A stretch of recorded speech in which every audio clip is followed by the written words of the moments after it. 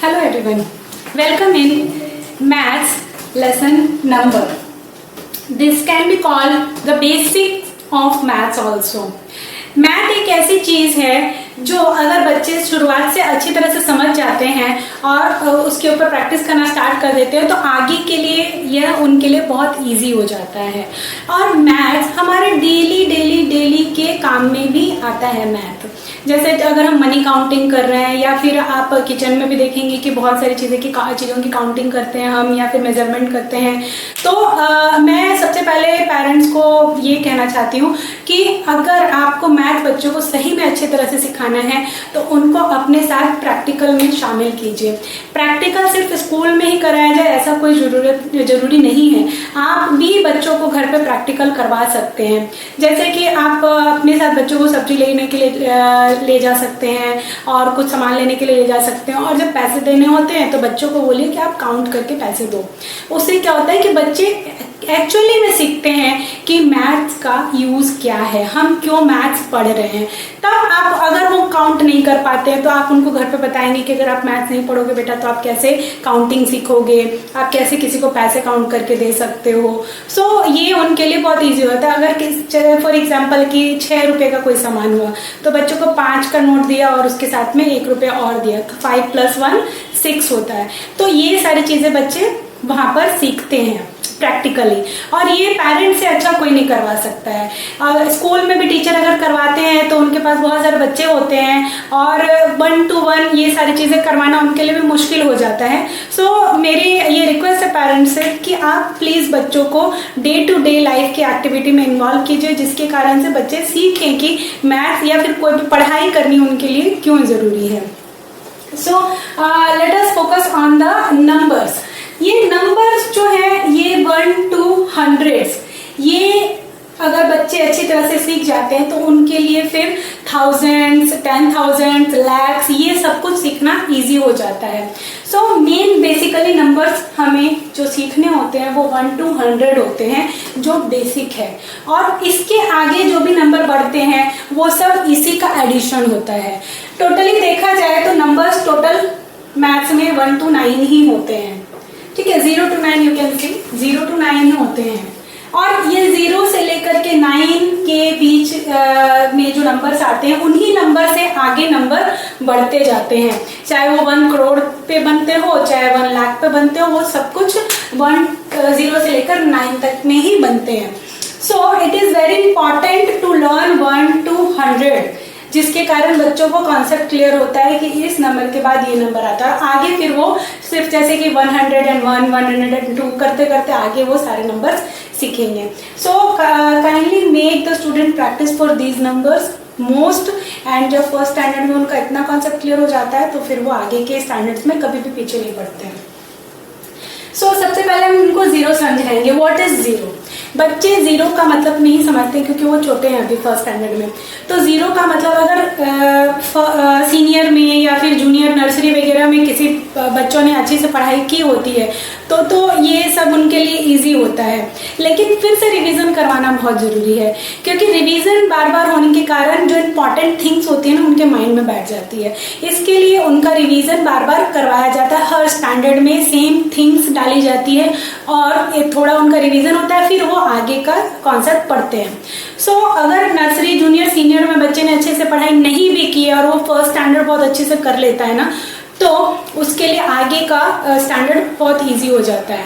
और अगर उन्होंने नर्सरी, जूनियर, सीनियर में अच्छे से पढ़ाई की है तो ये रिवीजन करेंगे और ये अच्छे से पढ़ेंगे तो उनके ग्रेड्स जो है वो ज़्यादा इम्प्रूव हो सकते हैं। अब हम पढ़ेंगे 0। 0 का मतलब कुछ भी नहीं, 0 का मतलब नथिंग, ये उनको लर्न करवाना था। 0 का मतलब कुछ नहीं, लेकिन 0 जब किसी नंबर के बाद में लगता है तो वो उसकी वैल्यू बढ़ा देता है। बट नॉर्मली अकेला जब भी 0 आता है इसका मतलब नथिंग होता है, कुछ नहीं। अब 1 2 3 4 5 6 7 8 9 ये यहाँ तक 1 डिजिट के नंबर होते हैं, जिसके अंदर सिर्फ एक ही डिजिट होता है, मतलब सिंगल डिजिट नंबर। और यहाँ से 10 से स्टार्ट होते हैं 2 डिजिट के नंबर। देखिए सारे के अंदर 2 डिजिट है, 2 डिजिट के नंबर, और 99 तक जाकर ये 2 डिजिट का नंबर चलता है। फिर यहाँ पर 3 डिजिट का नंबर आ जाता है। अब इसी नंबर के अंदर वो लोग इतना अगर उनको अच्छी तरह से आता है, और ये चार्ट हमेशा आप अपने पास रखिए जब भी बच्चों को पढ़ाने बैठते हैं, तो ये 0 to 100 का चार्ट अपने पास रखिए, जिसके कारण क्या होगा, बच्चों को अगर आफ्टर, बिफोर, स्मॉलर, ग्रेटर कुछ भी सीखना होता है तो वो बहुत अच्छी तरह से इसमें सिखा सकते हैं। कैसे सिखा सकते हैं मैं आपको अभी बताती हूँ। सबसे पहले अगर हम पूछेंगे which is the smallest 1 digit number, तो हम देखेंगे यहाँ पे बच्चों को हम ये बता सकते हैं कि देखो ये 1 डिजिट का नंबर है। अब इसमें सबसे स्मॉलेस्ट कौन सा है, ये, क्योंकि इसके अंदर तो अगर हमने बॉल ली तो एक ही बॉल होगी, इसके अंदर 2 बॉल है और यहाँ पर 9 बॉल होगी। So which one is the smallest? So this one is the smallest and this one is the biggest 1 digit number. Okay, now 10 से start होता है 2 digit number. So हम अगर हमसे क्वेश्चन पूछा जाए which one is the smallest 2 digit number, तो इसके पहले तो कोई भी 2 डिजिट का नंबर नहीं है, तो this one is smallest 2 digit number. And which one is greatest 2 digit number, तो जहां पर 2 डिजिट खत्म होता है, जिसके बाद कोई भी 2 डिजिट का नंबर नहीं है, वो है ग्रेटेस्ट 2 डिजिट नंबर, मतलब 99। And which one is smallest 3 digit number, तो स्मॉलेस्ट 3 डिजिट यहां से स्टार्ट हो रहा है 3 डिजिट, तो this one is smallest 3 digit number. ठीक है, तो ग्रेटेस्ट में हमेशा 9 वाले नंबर होते हैं और स्मॉलेस्ट में हमेशा 0 वाले नंबर होते हैं। इस तरह से भी बच्चों को हम smallest and greatest 1 digit, 2 digit and 3 digit number सिखा सकते हैं। अब आती है बात वंस एंड टेंस की। वंस एंड टेंस बच्चों को सीखना क्यों जरूरी है? वंस एंड टेंस का कॉन्सेप्ट पहले फर्स्ट स्टैंडर्ड में नहीं डाला जाता था, बट अभी फर्स्ट स्टैंडर्ड में वंस एंड टेंस का कॉन्सेप्ट इसलिए डाला गया है क्योंकि जब बच्चे छोटे होते हैं उसी समय से उनको जो चीज़ सिखाई जाती है वो इजीली ग्रास्प कर लेते हैं।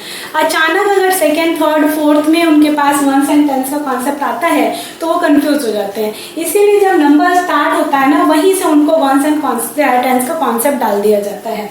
सो वंस का मतलब क्या होता है? वन, जिसके अंदर 1 डिजिट होता है। ठीक है, तो यहाँ पर हम देखेंगे ये जो नंबर की लाइन है ना, यहाँ पर सारे वंस के नंबर हैं 1, तो ये वंस है और यहाँ पर से 10 हो जाता है। ये पहला नंबर ऐसा है जिसमें 2 डिजिट है, तो ये 10 है, इसीलिए इसको हम सारे जितने भी 2 डिजिट के नंबर होते हैं ना, 2 डिजिट के नंबर होते हैं, सबको हम टेंस में काउंट करते हैं।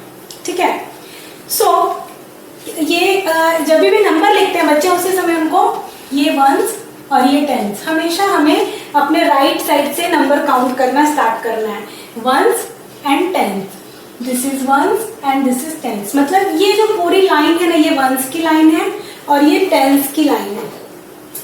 10 क्योंकि यहाँ से स्टार्ट हुआ था, तो बच्चे को समझा सकते हैं कि ये देखो सब जगह 10 10 10 10 10 है और उसके पीछे वंस की लाइन चल रही है। ये भी देखिए यहाँ पर 20 है, 20 का मतलब 2 10 होते हैं और ये टेंस की लाइन चल रही है और इधर वंस की लाइन चल रही है।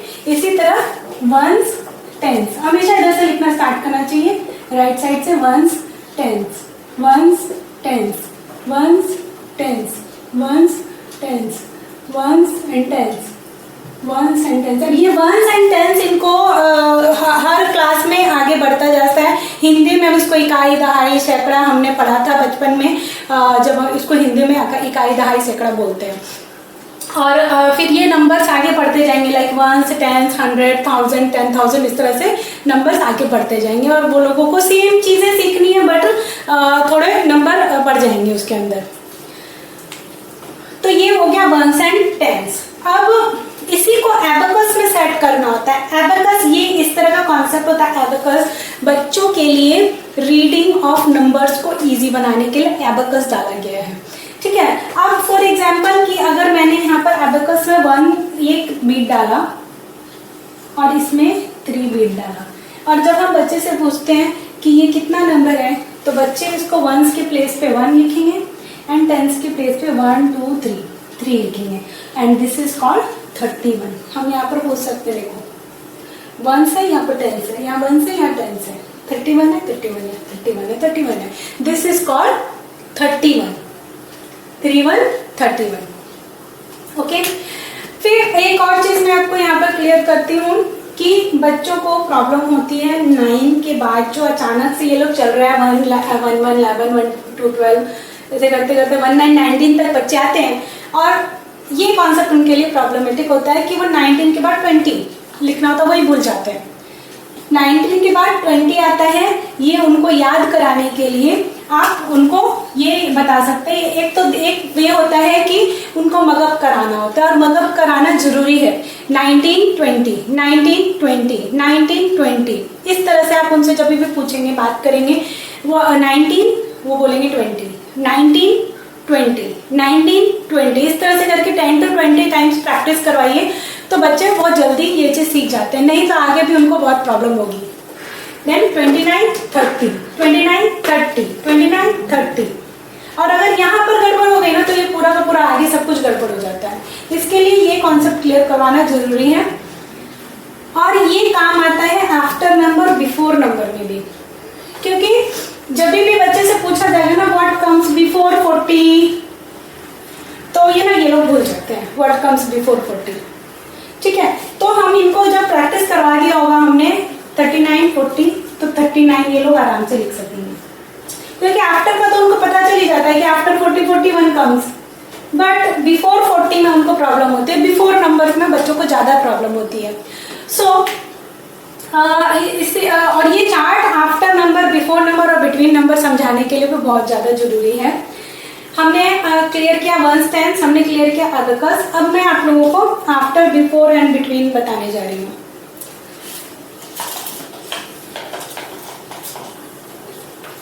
आफ्टर बिफोर एंड बिटवीन क्या होता है? आफ्टर मतलब बच्चों को लर्न कराना पड़ेगा, आफ्टर मतलब बाद वाला नंबर, आफ्टर मतलब बाद वाला नंबर, मतलब अगर हम इस तरह से हमने लिखा हुआ नंबर तो 1 के आफ्टर 2 आता है, फिर आफ्टर 3 आता है, 3 के आफ्टर 4 आता है, 4 के आफ्टर 5 आता है, 5 के आफ्टर 6 आता है, तो उनको आफ्टर सिखाना है। आफ्टर मतलब बाद में, आफ्टर मतलब बाद में। बिफोर मतलब उसके पहले का नंबर, बिफोर मतलब उसके just before, just before, just before. तो ये चार्ट ना आफ्टर बिफोर नंबर लर्न करने के लिए बहुत काम आता है। अगर मदर्स या फादर या टीचर कोई भी जो भी पढ़ा रहे हैं उनके लिए मैं ये रिक्वेस्ट करूंगी कि आप एक चार्ट रखिए 1 to 100 का, और जब भी बच्चों को ये कॉन्सेप्ट सिखा रहे हैं, जब भी ये इसकी प्रैक्टिस करवा रहे हैं, तो उस चार्ट से बच्चे को देख कर करने दीजिए। फॉर एग्जाम्पल मैंने यहाँ पर एक क्वेश्चन दिया है, आई एम रविंग दिस क्योंकि ऑलरेडी इसका काम हो चुका है।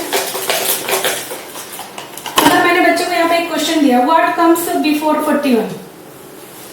अब आप बच्चों को अचानक से बोलेंगे तो हो सकता है कई बार उसके माइंड में नहीं भी आता है, तो आप क्या करना है यहाँ पर 41 बिफोर 40, मतलब 40 के बाद हमने 41 लिखा था, इसके लिए बिफोर 40 आता है, तो यहाँ से बच्चा देख करके इजीली 40 लिखेगा। अब 57 लिखा मैंने, व्हाट कम्स बिफोर 57, तो 57 यहाँ पर है, उनको बोले ये सर्कल करेंगे, और ये बिफोर 57 56 आता है, बच्चा इजीली 6 समझ जाएगा। अब अगर वही सेम चीज मैंने लिखी आफ्टर 57 क्या आता है, तो आफ्टर 57 58 आता है, फिर आफ्टर 60 बिफोर 60 क्या आता है, तो 60 के बिफोर 59 आता है, ये सर्कल करेंगे और ये चीज देखेंगे कि यहाँ पर 59 आता है। आफ्टर 60 क्या आता है, तो 61 आता है। तो इस तरह से वो बिफोर और आफ्टर चार्ट में से जब देख के करेंगे ना, तो वो जिंदगी में कभी भी नहीं भूलेंगे कि इसके पहले हाँ मुझे याद है मैंने ये नंबर देखा था चार्ट से। एक तो वे हो गया चार्ट से करने का, दूसरा वे होता है हमें लास्ट डिजिट बच्चों को देखना सिखाना है। यहाँ पर 57 है, तो 7 के 5 का 5 ही लिख देना है, और 7 के पहले का नंबर हमें 6 लिखना है, और आफ्टर के लिए 7 के बाद का नंबर हमें 8 लिखना है। ठीक है, इस तरह से हम भी करके सिखा सकते हैं। लेकिन यहाँ पर सिर्फ 60 जो जीरो वाले नंबर्स होते हैं ना, इन सब नंबर्स में बच्चों को यहाँ पर करने में बहुत प्रॉब्लम होती है कि अब तो यहाँ 0 है, अब 0 के पहले हम क्या लिखेंगे। ठीक है, सो यहाँ 0 के पहले तो कुछ भी नहीं है, क्या लिखेंगे। ओके, सो ये यहाँ पर प्रॉब्लम आती है, उस समय हमें चार्ट बहुत काम आता है। ठीक है, तो इस तरह से इनकी प्रैक्टिस करवानी है। सो और बिटवीन नंबर तो इजी हो जाता है, अगर वो आफ्टर जानते हैं तो बिटवीन बहुत इजीली सीख जाते हैं। बिटवीन के लिए फॉर एग्जाम्पल 10, 11, 12, ठीक है। तो यहाँ पर 11 लिख देना है, बिकॉज सिर्फ आफ्टर नंबर ही उनको देखना है बिटवीन के लिए। और दूसरा एक फिल इन द ब्लैंक्स भी आता है, लाइक उनको ना इस तरह से बहुत सारे ब्लैंक्स दिए हुए रहते हैं बच्चों को, और बीच बीच में नंबर भरने होते हैं, लाइक यहाँ 5 है, यहाँ पर 7 है, यहाँ पर 10 है, तो बीच में क्या आएगा। तो वो अगर बच्चों को आफ्टर नंबर अच्छी तरह से आता है ना, तो ये आराम से फिल इन द ब्लैंक्स कर लेते हैं। और या फिर कभी कभी आता है 1 to 50 लिखिए, यहाँ 1 दिया है, यहाँ पर 10 दिया है, तो 1 to 50 लिखना है, इस तरह का भी आता है। तो उनके उसके लिए ये सारे नंबर्स अच्छी तरह से लर्न होने जरूरी हैं।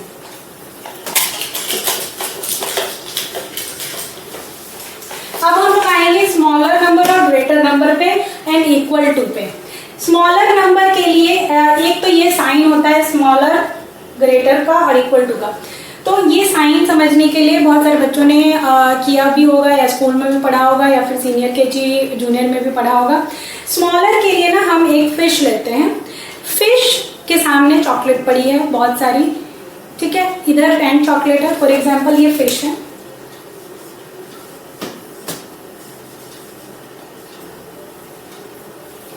अब चॉकलेट यहाँ पड़ी है, ये चॉकलेट है, ये 3 चॉकलेट और ये 1 चॉकलेट है, ठीक है। तो कोई भी बच्चा या कोई भी फिश भी ज्यादा चॉकलेट खाएगी या कम खाएगी, तो सब बच्चे बोलेंगे कि ज्यादा खाएगी, मतलब कि ग्रेटर चॉकलेट खाएगी। तो हम क्या करते हैं, इसका फिश का माउथ इधर ओपन करते हैं, ठीक है। तो जब माउथ इस तरह से ओपन हुआ है ना, तो ये माउथ है बच्चे का। इस तरह से हम बच्चों को सिखाते हैं कि ये फिश का माउथ है, और फिश का माउथ हमेशा ग्रेटर की तरफ ओपन होता है, तो ये ज्यादा वाली चॉकलेट खाएगी। और इधर हो गया स्मॉलर वाली चॉकलेट हो गई, कम चॉकलेट हो गई। तो उनको सिर्फ ग्रेटर और स्मॉलर करने के टाइम में, लाइक अगर 53 है एंड 54 है, तो उनको हमें सिर्फ माउथ बिगर वाले की तरफ ही ओपन करना सिखाना है, स्मॉल की तरफ नहीं सिखाना है। हमें सिर्फ बिगर की तरफ इस तरह से अगर हम ओपन करके सिखा देते हैं, तो ये अपने आप स्मॉलर बन जाता है। हमें स्मॉलर के बारे में कुछ नहीं बताना, हमें सिर्फ उनको बिगर के बारे में बताना है कि this is greater and this is smaller. बताने की जरूरत नहीं है, अपने आप माउथ जैसे ओपन किया, इधर अपने आप स्मॉलर आ गया। और इक्वल टू का मतलब बराबर होता है, मतलब 53 एंड 53 इज इक्वल टू, ठीक है। दूसरी चीज यहाँ पर एक और होती है, ये तो सीख लिया, लेकिन ग्रेटर एंड स्मॉलर देखने के लिए उनको क्या चाहिए। अभी ग्रेटर एंड स्मॉलर के लिए कैसे पता चलेगा कि 48 ग्रेटर है या 49। यहाँ 1 to 10 में तो इजीली उनको पता चल जाता है कि हाँ 1 बिगर, 1 स्मॉलर है, 2 बिगर है, फिर 3 बिगर है, इस तरह से करके बिगर है। बट यहाँ पर जब 2 नंबर आते हैं तो वो कंफ्यूज हो जाते हैं। कंफ्यूजन के लिए उनको हमें क्या करना है कि पहले ये समझाना है कि पहले फर्स्ट नंबर हम चेक करेंगे। फर्स्ट चेक किया, दोनों सेम है। अब हम ये चेक करेंगे सेकेंड नंबर में 8 स्मॉल है, 9 बिग है, तो माउथ किधर ओपन होगा, 9 की तरफ, ठीक है। सो हमें पहले इनको इस तरह से सिखाना रहेगा। और अगर देखेंगे कि दोनों ही सेम है, दिस दोनों कट हो गए, दोनों ही सेम है, तो ये इज इक्वल टू हो जाता है, ठीक है। सो इस तरह से बच्चों को इजीली समझाया सिखाया जा सकता है। और इसके बाद मैथ की सबसे ज़्यादा जरूरी चीज़ है प्रैक्टिस के बिना मैथ्स इजी नहीं होगा। अगर आपने सोचा कि बच्चे ने स्कूल में पढ़ लिया है तो उनको आ जाएगा, नहीं आता है। स्कूल में बच्चे जाते हैं, उनके लिए पहली बार वो चीज़ दिमाग में जाती है, वो समझते हैं। पहले तो समझने में ही उनको समय चला जाता है कि टीचर समझा क्या रहे हैं, और जब तक वो समझने पर आते हैं तब तक क्लास खत्म हो चुकी होती है। या कई बार बच्चे स्कूल में मस्ती में, बातें में, इस सब में टाइम वेस्ट कर देते हैं। किसी का मूड ही नहीं होता है स्कूल में पढ़ने का, तो उनको घर पे प्रैक्टिस करवानी बहुत ज़्यादा ज़रूरी है। सो प्रैक्टिस करवाइए, ज़्यादा से ज़्यादा प्रैक्टिस करवाइए। मैंने प्रैक्टिस शीट भी दी हुई है, तो kindly make them practice. Thank you.